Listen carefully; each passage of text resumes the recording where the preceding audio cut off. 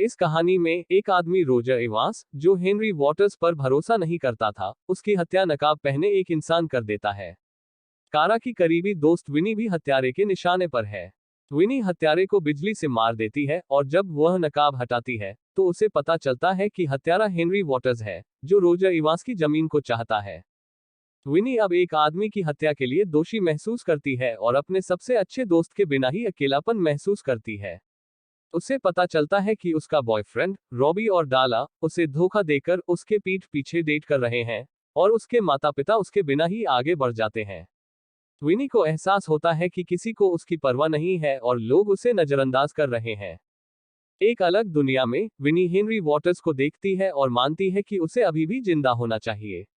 उसे पता चलता है कि हत्यारे ने एक साल में 26 से ज्यादा लोगों पर हमला किया है, लेकिन किसी को इसकी परवाह नहीं है। विनी अपने स्कूल के दोस्तों से मिलने के लिए रॉबी के घर जाती है। दूसरी दुनिया में उसके दोस्त नशीली दवाओं और शराब पी रहे हैं। जो शख्स कस्बे में लोगों को मार रहा है वह सभी को डराता रहता है, लेकिन कोई उसे रोकने की कोशिश नहीं करता। बनी के पिता तब चले गए जब वह छोटी थी और उसकी मां अपने बॉयफ्रेंड के साथ थी। वो न्यूयॉर्क के एक फैशन स्कूल में जाना चाहती थी और विनी से दोस्ती करना चाहती थी। विनी ने बनी को बताया कि हेनरी वॉटर्स हत्यारा था और उसने उसे एक अलग दुनिया में मार डाला था। बनी को पता चला कि दोनों दुनिया के बीच कोई संबंध था और उसने विनी पर विश्वास किया। उन्होंने पाया कि उत्तरी रोशनी विनी के दूसरी दुनिया में जाने से जुड़ी हुई थी। आसमान में रंगीन रोशनी गायब होने से पहले विनी को हत्यारे को रोकना था और उसके बाद ही वो अपने सामान्य जीवन में वापस जा सकती है।